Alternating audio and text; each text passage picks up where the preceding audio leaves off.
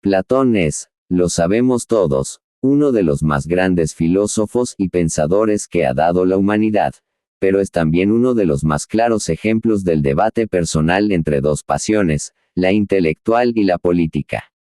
Nacido de una familia ilustre y con recursos, había decidido, en su juventud, dedicarse a la política. Pero acabó decepcionado de ella. En cambio, en la filosofía encontró terreno propicio para sus creencias, valores, carácter y temperamento. En ella se encontró a sí mismo y por ella le conocemos nosotros. El amor por la filosofía, sin embargo, no le pudo hacer olvidar su interés por la política.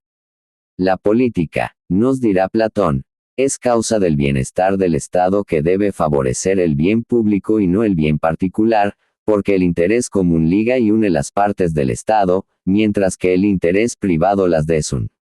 Por ello, la política es la única vía efectiva para ejercer una moral social e individual, y para que los asuntos políticos formen al ciudadano tanto en el actuar como en el decir, para hacerlo buen ciudadano. Para construir el edificio político es forzoso que todo el mundo concurra a la obra, pues el arte de gobernar se implantó en los que quieren obedecer siempre a la justicia y no para que la justicia se sometiera al gobierno. Por ello, el mayor de los castigos es ser gobernados por alguien peor cuando los demás nos desentendemos de la gobernabilidad.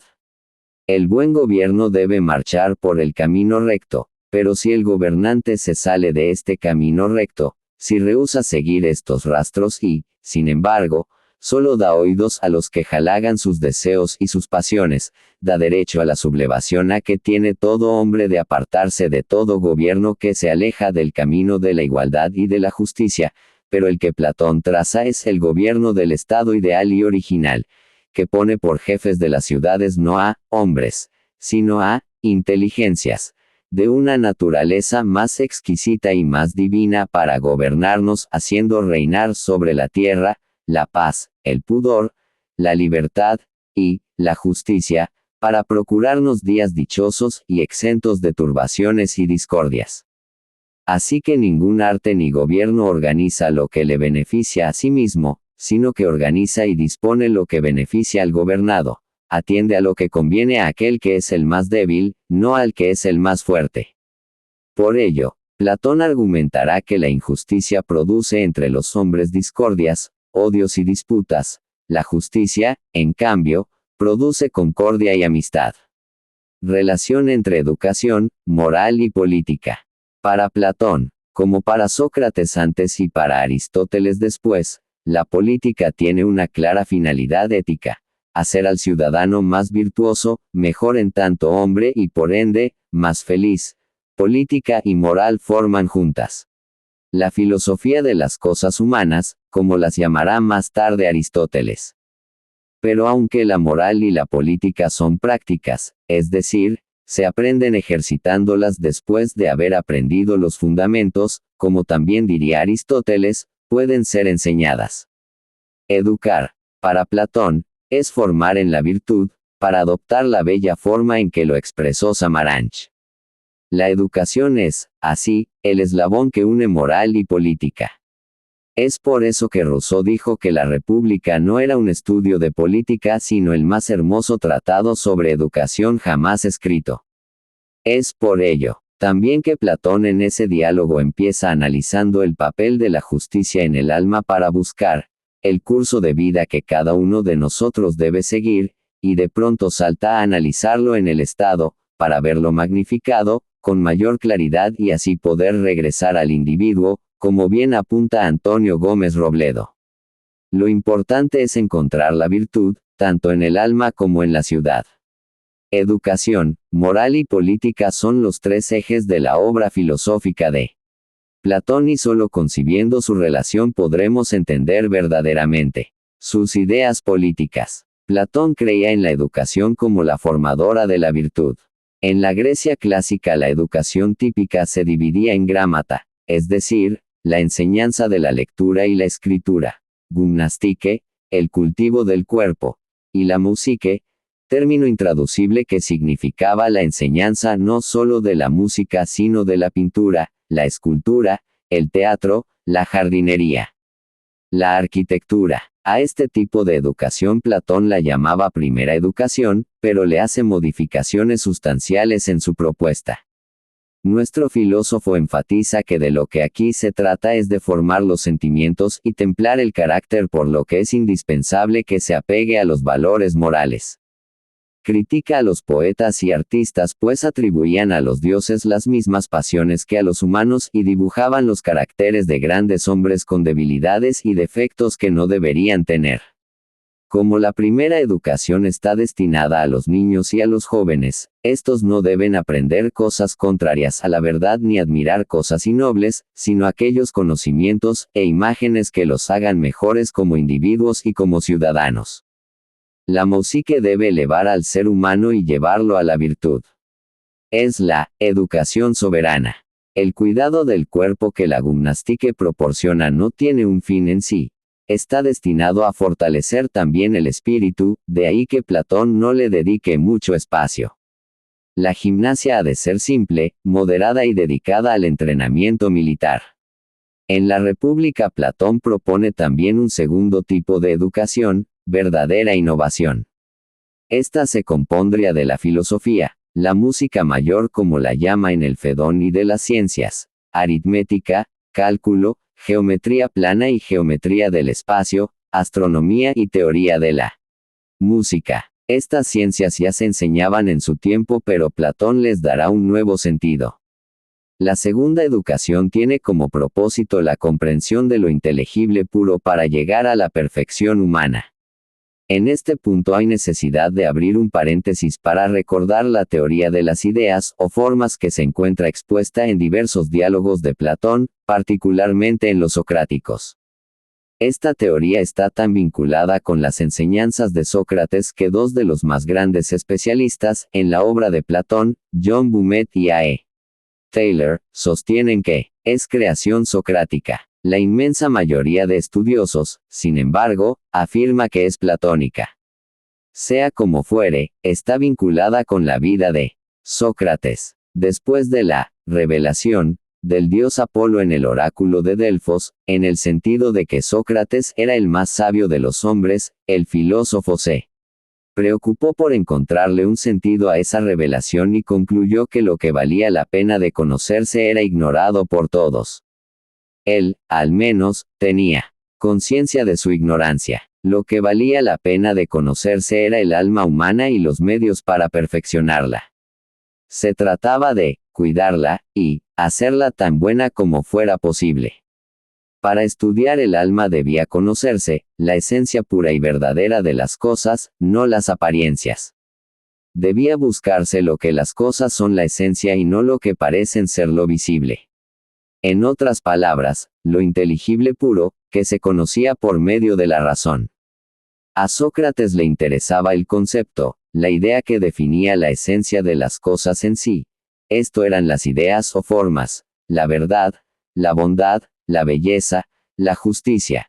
No cosas verdaderas, buenas, bellas o justas, sino lo que encierra a todas esas formas concretas. El hombre había visto antes de su nacimiento esas ideas o formas. Había visto, por ejemplo, la belleza y al nacer y ver cosas bellas, que participan de la belleza, reconocía los atributos que de la esencia tenían. Es la teoría de las reminiscencias íntimamente vinculada con la de las ideas o formas. Ahora estamos en capacidad de comprender mejor la segunda educación. Esta tiene como finalidad conocer las ideas para llegar al saber y a la contemplación de la idea de ideas, el bien, el más esplendoroso, el más dichoso, el más excelente de los seres, le llama Platón. Como lo afirma Jaeger, el bien no es otro sino Dios, causa y fin últimos. La segunda educación no está destinada a todos, como la primera, sino solo al guardián. A la clase superior de la que hablaré más adelante. En las leyes nuestro filósofo vuelve a la idea directriz de la educación como formadora de la virtud. Ahí sostiene con una clarividencia sorprendente lo que muchos siglos más tarde verán Hobbes o Moro, o corrientes psicológicas como el conductismo. El niño aprende por el placer y el dolor. Cuando mira hacia el futuro y espera un dolor surge el miedo y cuando espera un placer, la esperanza. Educar es, así, conducir esos sentimientos hacia lo bello y lo bueno, hacia lo correcto y lo justo. Después, una enseñanza más desarrollada buscará la armonía entre aquellos sentimientos y la razón. Se trata, entonces, de enseñarnos a utilizar como es debido el placer y el dolor de manera que busquemos el uno y evitemos el otro sin hacer daño ni mal.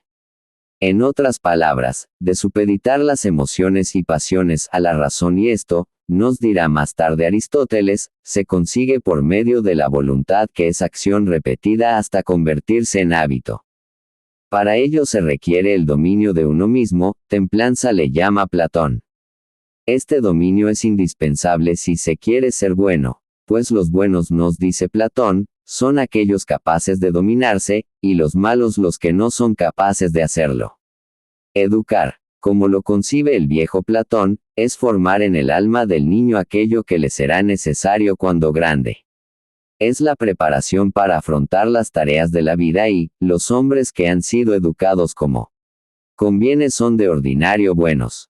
De ahí que no pueda haber algo más importante que la educación y que ésta tenga un sentido eminentemente moral. Pero como dije antes, educar no es solo formar la virtud en el individuo sino en el ciudadano. Es la formación que desde la infancia ejercita al hombre en la virtud y le inspira el vivo deseo de llegar a ser un ciudadano perfecto que sepa gobernar y ser gobernado de acuerdo con la recta justicia. La educación nos enseña a amar la ley como expresión de lo que es justo.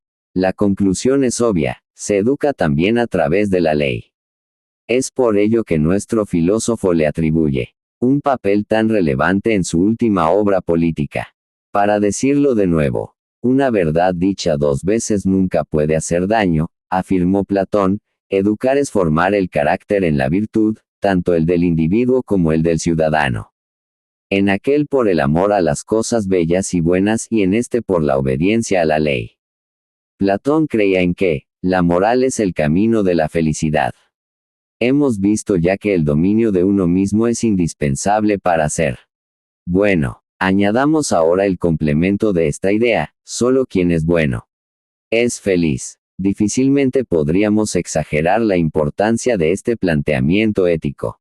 Ha sido por creer lo contrario, que la felicidad se consigue por el placer desordenado, por la riqueza desmedida, por la ambición sin límite, etc. Es decir, no siendo bueno, que el mundo ha conocido tanto desvarío y sufrido tanto daño. A la felicidad se llega por el arduo camino de la virtud, que es siempre práctica y para ello, como vimos, se requiere templanza o dominio de uno mismo. El que vive en la templanza, dice Platón, llevará una vida dulce, con dolores ligeros, placeres suaves, deseos serenos, amores sin frenesí. La vida desordenada, en cambio, tiene todo eso violento e intenso. En la vida moderada, los placeres aventajan a las penalidades. En la vida de intemperancia los dolores predominan sobre los placeres en magnitud, número y frecuencia. Más aún, la vida que se atiene a la virtud en cuanto al cuerpo y también en cuanto al alma, es más agradable que la vida que se atiene al mal y al vicio, y aquella supera a esta con mucho en todos los demás aspectos, belleza, rectitud, virtud, reputación, de manera que asegura a quien la posee una vida en todo mucho más feliz que la vida contraria. Esto es lo que se ha llamado la buena vida, the good life, que es el propósito de la filosofía griega. Platón recoge la idea socrática de que solo se es malo por ignorancia. En las leyes es enfático al afirmar que un hombre que se aparta de lo bueno y lo bello es por ignorancia y que a quienes eso hacen hay que apartarlos del gobierno y reprenderlos como ignorantes.